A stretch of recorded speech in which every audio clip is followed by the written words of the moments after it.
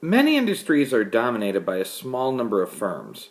For example, of the 1,149,700 video game consoles purchased in the United States in April of 2010, 185,400 were the Xbox 360 made by Microsoft, 718,000 were the DS or Wii made by Nintendo, and 246,300 were the PS3 or PSP made by Sony. Those three firms supply the entire U.S. market for game consoles. That is, there are multiple firms, but they are not price takers. This module considers two types of market structure that involve both competition and a degree of market power. So the key idea that we're going to focus on here in Module 24 is that when there are many firms in a market, they do gain market power if they can differentiate their products. In other words, they're selling similar products, but they're all slightly different from their competitors' products. When there are only a few firms in a market, they might be able to work together to reduce output below the perfectly competitive level, charge a relatively high price, and raise their profits. In other words, when there is only a little competition, they can work together to act more like a monopoly and produce monopolistic outcomes. So in this module, I will first describe what characterizes oligopolies and how they operate. Then I will explain why it is difficult for a small number of firms to enforce an agreement that restricts output. And finally, I will analyze how firms and markets characterized by what we call monopolistic competition behave with regard to pricing, advertising, product development, and quality of service. So let's get started here. A market with a small number of firms is called an oligopoly. The name comes from the Greek word oligos, meaning few, and each firm in the market is called an oligopolist. Although the name sounds strange, oligopolistic firms are all around you. 4 firms, Kellogg's, General Mills, Post, and Quaker Oats, make more than 83% of all breakfast cereal purchased in the United States. And only 4 automakers, General Motors, Ford, Toyota, and Chrysler, produce 74% of all the cars sold in the United States. An industry in which the largest 4 firms account for more than 40% of sales is generally considered to be an oligopoly. When a small number of firms account for a large proportion of the sales, we say that an industry is highly concentrated. This table reports the share of sales made by the 4 largest firms in 10 industries that are highly concentrated. And I'm sure you'll recognize most of the names on this list as companies that you purchase products from. Any market like these with a small number of influential firms is an oligopoly. These include the industries listed in this table and many others such as airlines, soft drink companies, bike manufacturers, and textbook companies. Clearly, many of our favorite goods and services come from oligopolies. An oligopolist can decide to work together with other firms in its industry or to compete against them. Let's analyze these strategies. Oligopolists face a dilemma. Because their products are not identical to each other, and because competitors are not as numerous as in a perfectly competitive market, one oligopolist can charge a bit more or less than another. This is clear from the varying prices for things such as game consoles, breakfast cereals, cars, and airline flights. But the firms in an oligopolistic market can also decide to work together. This is called collusion. Acting together, the firms can agree to collude to restrict their output and thereby raise prices that they charge to us. If they limit their combined output to the quantity that a monopolist would produce and charge the price a monopolist would charge, they can earn the profit that a monopolist would earn, which is a much higher profit than you would earn as a perfectly competitive firm.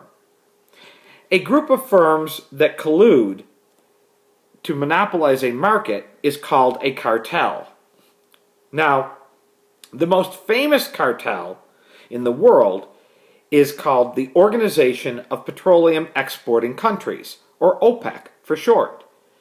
OPEC assigns its member countries production limits called quotas on the amount of oil each country is allowed to produce to sell to the market. By restricting the output of oil, the quotas drive up the price of oil and therefore the profit for each member of the cartel, and also the price that we pay for gasoline at the gas station because it's a derivative of oil. In most countries, including the United States, it is illegal for firms to form a cartel. OPEC sidesteps these laws, however, because the members of the cartel are oil-producing countries, not firms. A group of oligopolists has an incentive to form a cartel or to act like a cartel. If they all agree to restrict output, they will maximize their profit. At the same time, individual cartel members face an incentive to cheat on each other. After all, if the supply in the market is restricted, a member who breaks the agreement and cheats can sell more at a price that exceeds marginal cost and raise its own profits. This practice of cheating on the cartel by producing more than the quota amount is called chiseling. If enough oligopolists chisel, the market price tumbles and the cartel falls apart. The actual behavior of firms in an oligopoly is hard to predict because of this. At times, for example, OPEC has been able to enforce quotas, while at other times some member states have chiseled their production to undermine the cartel. Also, many oil-producing countries have not entered OPEC, so its power to restrict worldwide oil output is not absolute. For example, the United States and Canada both produce a lot of oil, but they're not members of OPEC. Airlines provide another example of the difficulty of predicting oligopolist behavior. If one airline raises its price for a particular travel route in an effort to raise its profit, other airlines may or may not match the price increase. If they do not, the original airline will suffer, losing passengers to competitors. If the other airlines follow suit, however, the airlines may all enjoy more profit. The key to understanding oligopoly behavior is to remember that oligopolists have a collective incentive to collude. Individually, however, they have an incentive to cheat and produce more than the quantity that is in the collective interest of the oligopoly. This tension between collusion and cheating makes it hard to know exactly how much oligopolists will decide to produce, because we don't know whether they'll collude or whether they'll cheat.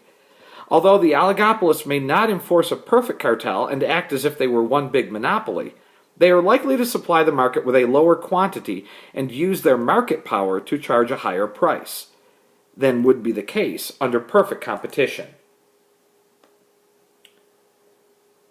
The other form of market structure is called monopolistic competition. At the sprawling Mall of America near Minneapolis, hungry shoppers can choose among dozens of fast food restaurants, including A&W, Arby's, Burger King, Burger Zone Express, McDonald's, Pizza Hut, Sbarro, Taco Bell, and Via Pizza. These restaurants offer similar but not identical service and food.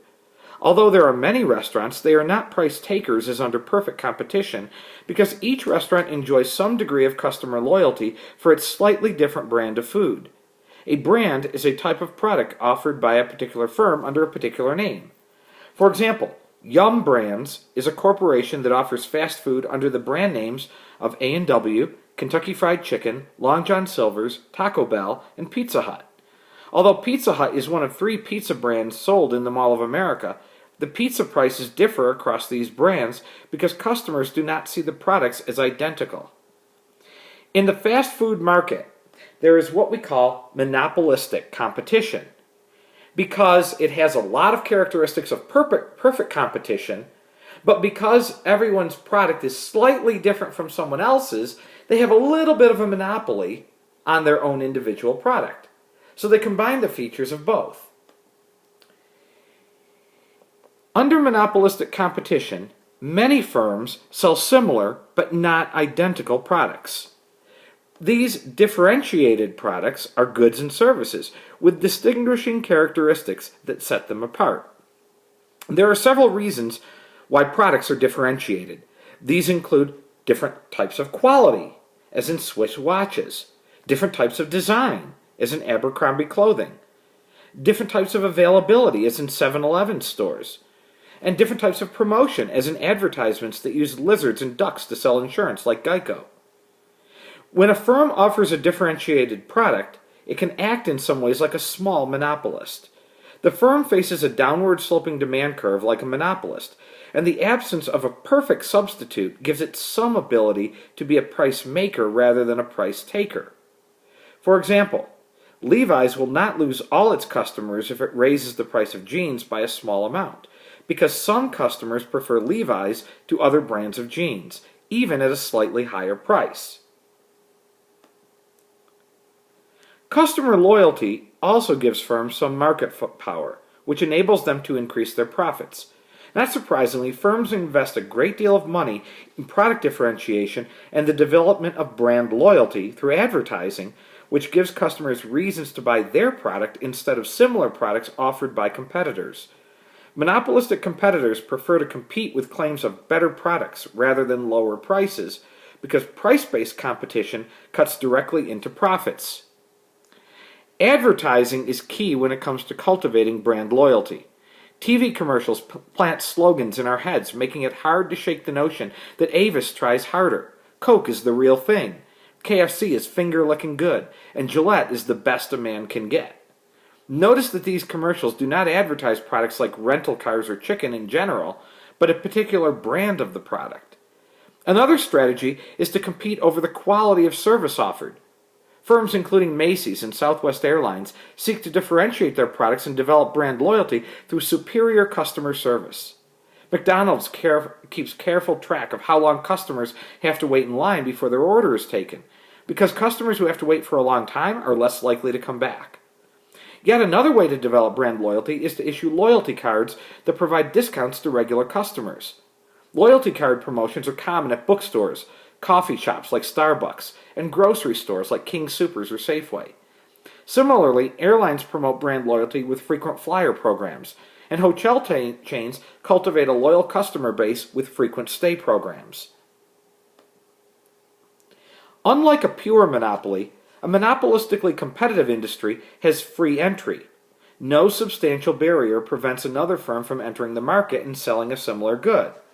Free entry has two important effects. First, a firm in a monopolistically competitive industry can earn profit in the short run, but not in the long run. If a firm is making profit, others will see those profits and eventually enter the market and produce a similar product, taking away some of the original firm's customers and their profits until that firm's profit falls to zero. Second, monopolistically competitors will continually try to differentiate their products from others, so product development and the introduction of new variations of old products are frequent occurrences.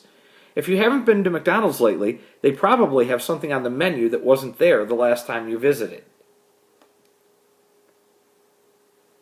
Monopolistic competition differs from perfect competition because each monopolistic competitor is a price maker, not a price taker, as is a perfectly competitive firm. It is similar to perfect competition, however, in that there are many firms that supply a similar good. This competitive aspect of monopolistic competition limits the amount by which a firm can raise its price. It can't raise its price as high as a monopoly or an oligopoly can.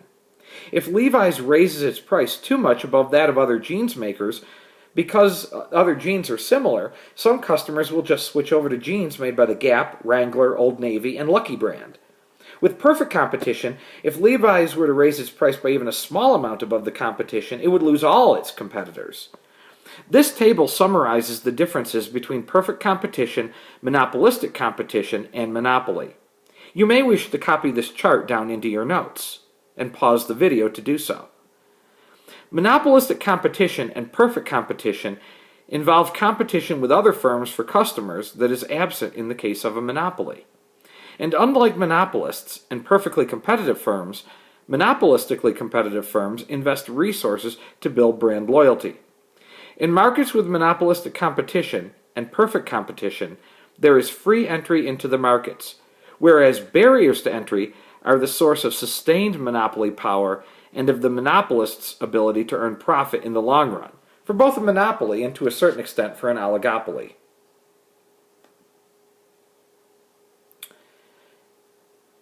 So, because firms in monopolistically competitive industries have some market power, they will set the price above their marginal cost to maximize their profit.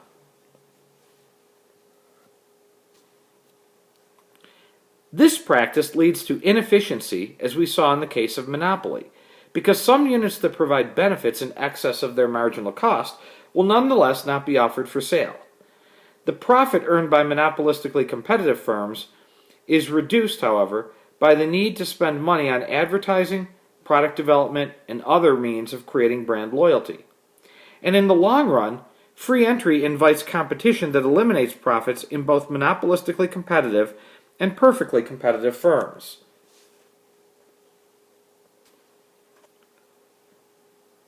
So there are both pros and cons to monopolistic competition. We know that relative to a monopoly, a perfectly competitive market provides more output at a lower price. Monopolistic competition has both pros and cons from the consumer's perspective. On the pro side, consumers in monopolistically competitive markets are offered a wider range of products than in other market structures, and firms compete to distinguish themselves for the quality of service they provide.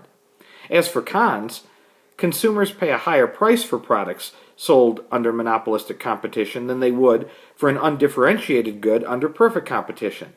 Also, under monopolistic competition, firms produce an inefficiently low quantity of output. We will explore this in the next module.